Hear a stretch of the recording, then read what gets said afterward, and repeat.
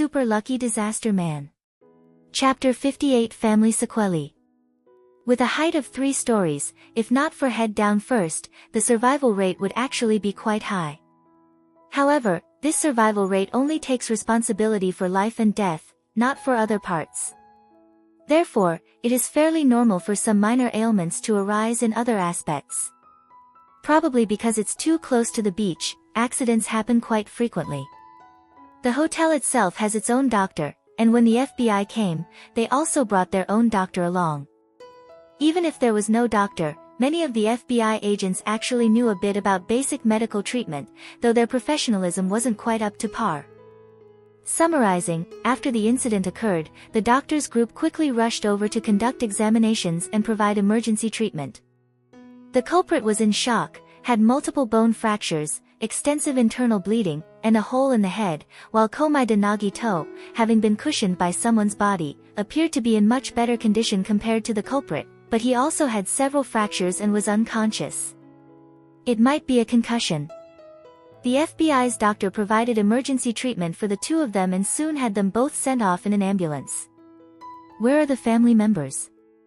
Just as Kudo Shinichi was about to speak, Dazai Osamu raised his hand. Me. The doctor's gaze first stopped on Dazai Osamu's face, then instinctively scanned over the areas on Dazai Osamu's body that were covered with bandages, revealing a subtle expression.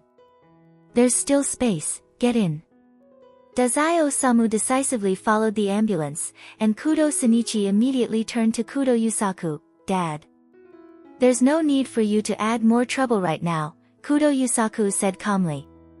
I'll take you to the hospital to see your senpai later. Kudo Shinichi actually understood this reasoning as well. After calming down his mind a little, he reluctantly agreed and obediently kept his mouth shut.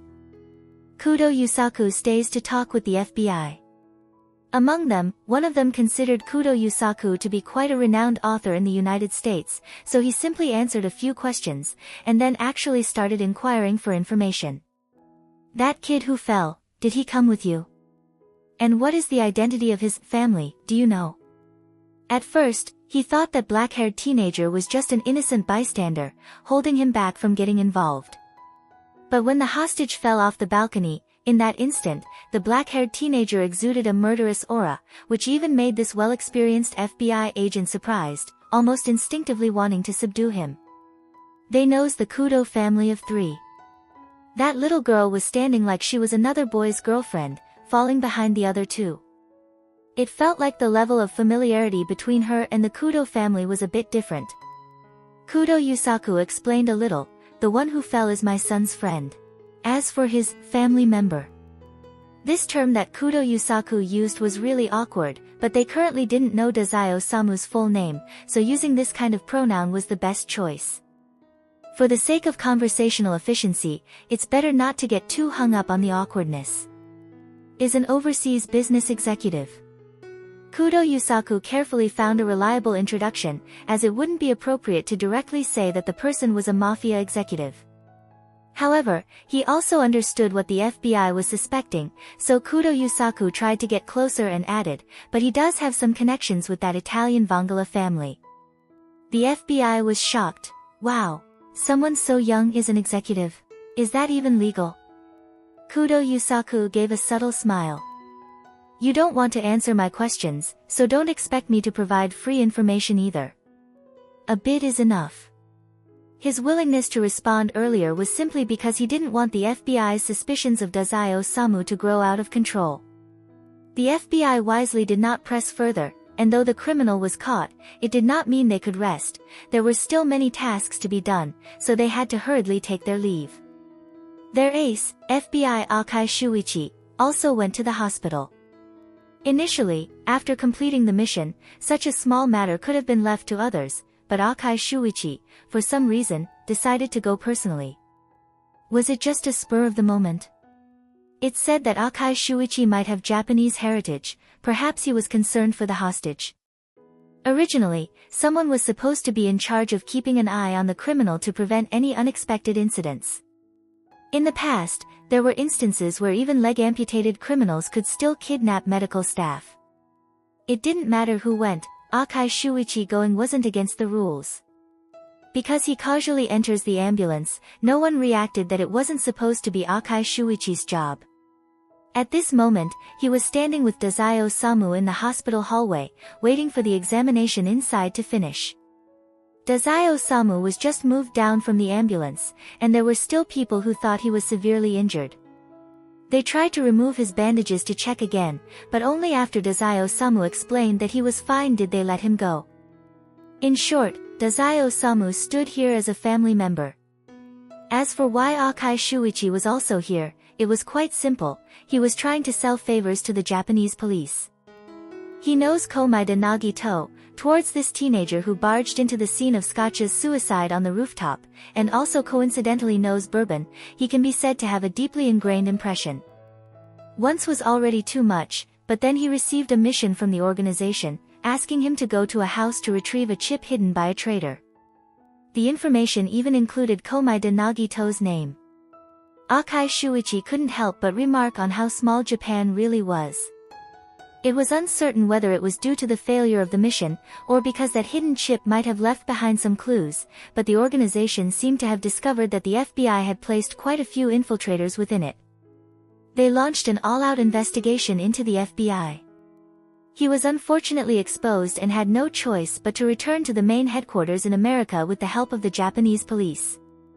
The claim that the Japanese police assist is, in reality, just turning a blind eye to the FBI's actions in Japan. Although the Japanese police's influence is somewhat limited due to Japan-US relations, they still have the capability to interfere if they truly want to. They could even potentially rescue Akai Shuichi first to use as leverage in negotiations with the FBI. Ignoring it all, perhaps it's still thanks to him saving Scotch back then. In short, the Japanese police and the FBI have maintained contact with each other, although Japan still holds some hostility. After all, the US establishing military bases and interfering in Japan's domestic affairs doesn't exactly generate goodwill, but the FBI's approach is to make the best of it, using mutual assistance as an opportunity to expose undercover agents, thereby maintaining a positive cooperative relationship. Anyone who can become an undercover agent likely has unusual perception when it comes to reading people. Akai Shuichi could tell that the relationship between Bourbon and that boy was probably not just ordinary acquaintance. Even if it had started out that way, after the boy got involved in the staged death of Scotch, they would have grown more familiar. Moreover, the family member Dazai Osamu gave him a strange feeling. Considering that perhaps he could sell Bourbon a favor, especially since the appearance of the hostage could be considered a mistake during his subordinate's operations, he might not gain much from the favor. Plus, last time, barging into the boy's house to take something, and the attention paid to Dazai Osamu. Akai Shuichi honestly didn't think much before following along. He sent a message to Bourbon's personal mailbox, giving a brief account of the situation. Of course, he vaguely omitted the part about the FBI being responsible.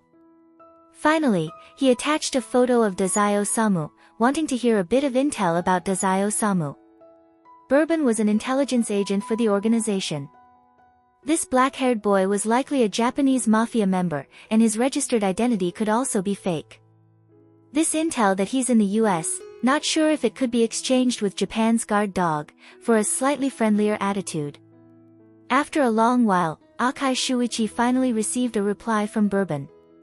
Inside was basic information about Dazai Osamu, which was simply, the youngest executive in Port Mafia's history, not a single word more.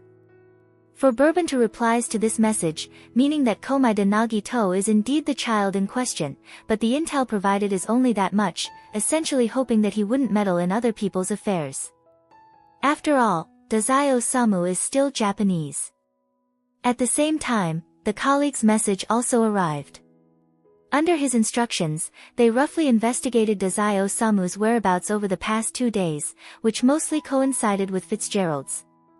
Considering the vague shadows of some hidden secret alliances behind Fitzgerald, Akai Shuichi furrowed his brows. The Port Mafia wouldn't want to be like the liquor factory, expanding globally, would they? No. This organization has just barely established itself in Yokohama, and its boss is a smart person. They wouldn't be too reckless. Akai Shuichi put his phone back in his pocket and turned to break the silence in the corridor, speaking in Japanese, Dazai-kun. Dazai Osamu switched from an expressionless face in 1 second to a business smile devoid of sincerity. Finally finished investigating me? The FBI's efficiency is a bit slower than I expected.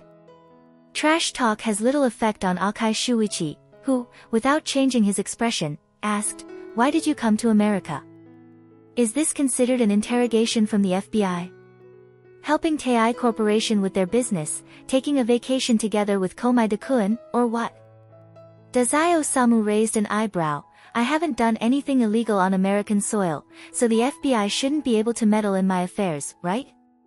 Even though they had only exchanged 2 sentences, Akai Shuichi could already feel a troublesome aura from Dazai Osamu. If the questioning continued, the other party would likely say something like, "The world's police indeed have broad authority." However, Akai Shuichi's intention was not to question someone who, on the surface, had done nothing wrong like Dazai Osamu. He was indeed wary of the other's mafia background, but that wasn't the only reason for his vigilance. "Dazai-kun?" Akai Shuichi asked directly, "Does the Port Mafia know anything related to the organization with liquor names?" Indeed, he intended to use this opportunity to gather some intel from the liquor factory's members. Many times, those within the organization may overlook something that outsiders can easily notice. While the FBI is often too far removed, the intelligence agents sometimes seem like they're just there for show, even less effective than amateur detectives. In such situations, it is more likely that the companions of the liquor factory could know something that they don't.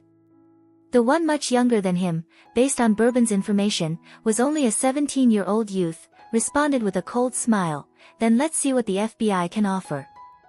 It seemed like he really knew something, though it was unclear if it was the information they needed.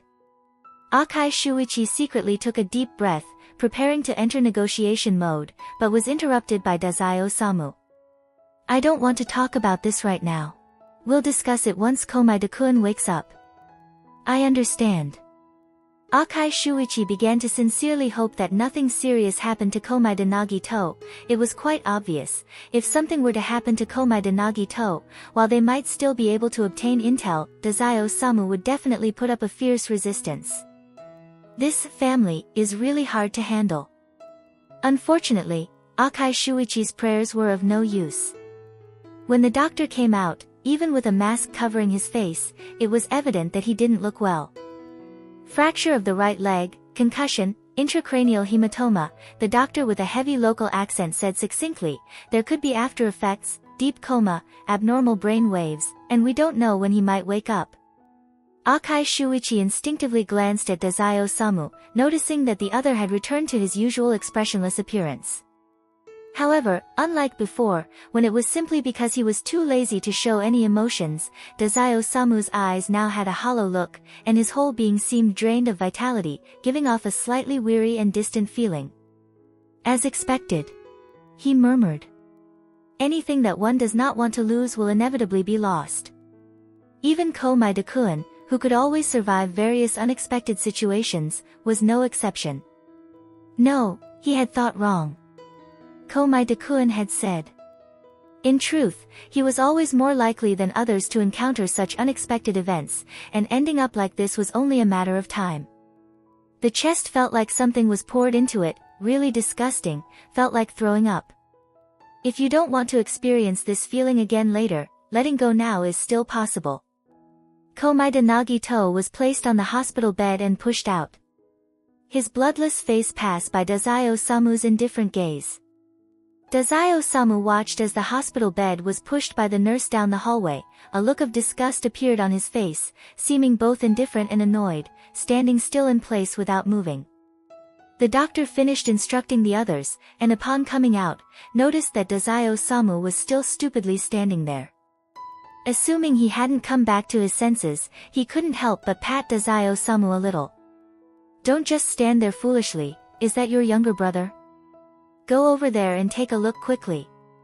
Dazai Osamu. How could he possibly look like his younger brother? The difference in foreign facial features is just too severe. Even their hair color is completely opposite. How on earth could they be mistaken for brothers? "You should spend more time with him. After waking up and finding himself alone in an unfamiliar place, he might feel really scared. The doctor continued to ramble on, clearly imagining things, with a look as if wanting to comfort with some motivational talk. Wait. Dazai Osamu suddenly spoke up, didn't you say, we don't know when he might wake up? Did you think he was in a vegetative state? It's not that serious, he might just be unconscious for a few days at most. Dazai Osamu. Akai Shuichi coughed lightly, speaking in Japanese. He speaks with a very strong accent because he thinks we're all family, so he's a bit casual. You're not American, so it's normal if you mishear sometimes. I also sometimes don't understand. Actually, you can ask him to speak more slowly. If you say that, he'll understand right away. Dazai Osamu. Too casual, his emotions aren't even connected. Speechless, with the corners of his mouth twitching, Dazai Osamu turned and left. Akai Shuichi was still waiting for the surgery of the culprit in a different operating room to finish, so he didn't go with him, planning to talk again when Komaeda Nagito woke up. Dazai Osamu found Komaeda Nagito's hospital room. The FBI still had some conscience, giving him a private hospital room, and the conditions didn't seem too bad. He moved a chair to the bedside, sat down, and stared at the person in the hospital bed. Originally, his mood was somewhat heavy, but now there was a hint of curiosity. Come to think of it, he really hadn't taken care of anyone like this before. It felt like after meeting Komaeda-kun, all sorts of things that used to feel irrelevant to him had come up. Moreover, for as long as they've known each other, this was the first time Komaeda Nagito himself had been seriously injured to this extent. Truly unlucky, Komaeda-kun. Dazai Osamu casually twirled a strand of Komaeda Nagito's hair in his hand. Hurry up, let me see with this kind of injuries, what kind of luck can be exchanged. Early the next morning, Dazai Osamu was woken up. Since the hospital bed was quite large, Komaeda Nagito was very skinny, Dazai Osamu refused to sleep on the floor, and he also disliked folding beds. Unable to occupy the hospital's resources to the extent of moving another bed, he simply shared half of Komaeda Nagito's hospital bed. Of course, he chose the side without broken bones, otherwise, pressing on the patient wouldn't be very good. In short, because the distance was very close, if the person next to him made a slightly larger movement, he would wake up. Initially, it was assumed that Komaeda Nagito wouldn't wake up for at least 2 days, but unexpectedly, he woke up in less than a day. I'm really sleepy. Dazai Osamu didn't even want to open his eyes. You go ring the bell. The next second, Komaeda Nagito's words instantly brought Dazai Osamu to full alertness. Mom? Dazai Osamu. He opened his eyes, slowly sat up, and looked down at Komaeda Nagito lying beside him. Komaeda Nagito spoke in a childlike tone, saying, Mom, I can't see. Without a word, Dazai Osamu pressed the call button on the bedside to summon the doctor. The doctor hurriedly rushed over, giving Komaeda Nagito a more thorough and meticulous examination before reaching a conclusion. It is likely due to a cerebral thrombosis. Let's observe a little longer, to see if there is any improvement. Ideally, surgery should be avoided, as the brain is an extremely delicate structure. If it can heal on its own, there's no need to intervene. Oh right, his current hallucinations and tinnitus are quite severe, so speak louder when talking to him. Earlier, it seemed like he mistook you for his mother. Dazai Osamu held his forehead. Why? From the very beginning, it was clearly just helping the Tei Corporation talk about some business. Since he had never visited America and could travel together with Komaeda-kun, 2 birds with 1 stone. Clearly, these were 2 things anyone would look forward to, so why has it turned out like this now? It's not like he wanted to play the role of someone's beloved mother. Maybe he really wasn't feeling well, as Komaeda Nagito woke up briefly, and after the doctor finished examining him, he quickly fell asleep again, as if he had woken up just to tease Dazai Osamu. Dazai Osamu stared at Komaeda Nagito silently for a moment, then bowed his head and began sending a message to Oda Sakanosuke, asking what things this young dad, who had adopted a few children, needed to pay attention to when taking care of them. Komaeda Nagito couldn't even speak English at the moment, so expecting him to directly make requests to the nurse was impossible. Due to the time difference, Oda Sakanosuke replied quite quickly, "There are many things to pay attention to, why are you suddenly asking about this?" Komaeda-kun has amnesia, and now he roughly has the memories of a 6-year-old. Dazai Osamu actually didn't really want to know about these things, he just wanted an excuse to complain, in a foreign country, and he also can't speak English. Why not just call Kudo Sunichi and his little girlfriend here to help figure it out? Dazai Osamu's mind was in a daze, and his thoughts were in complete disarray.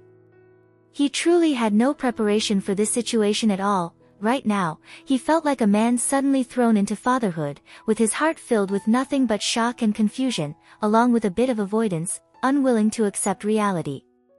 Komaeda-kun, although I was indeed really looking forward to seeing what unexpected surprises you could bring, this is just too over the top, totally unnecessary.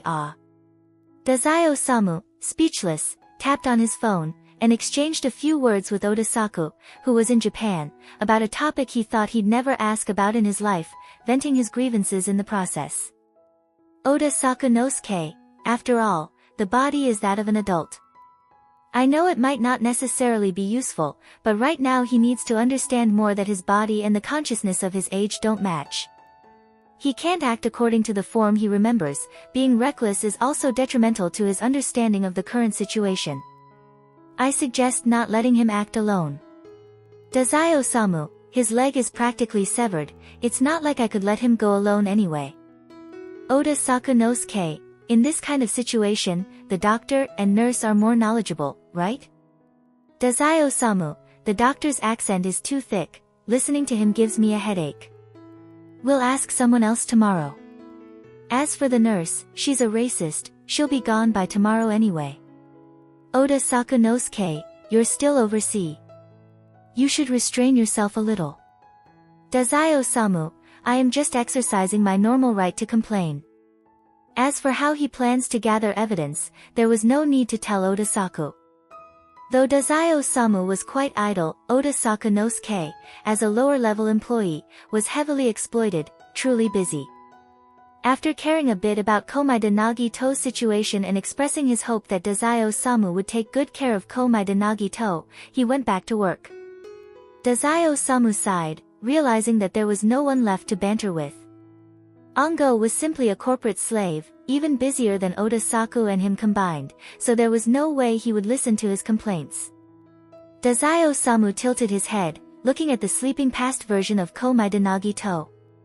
He imagined a 6-year-old Komaeda Nagito and applied the same tone as before, but couldn't hold back his laughter.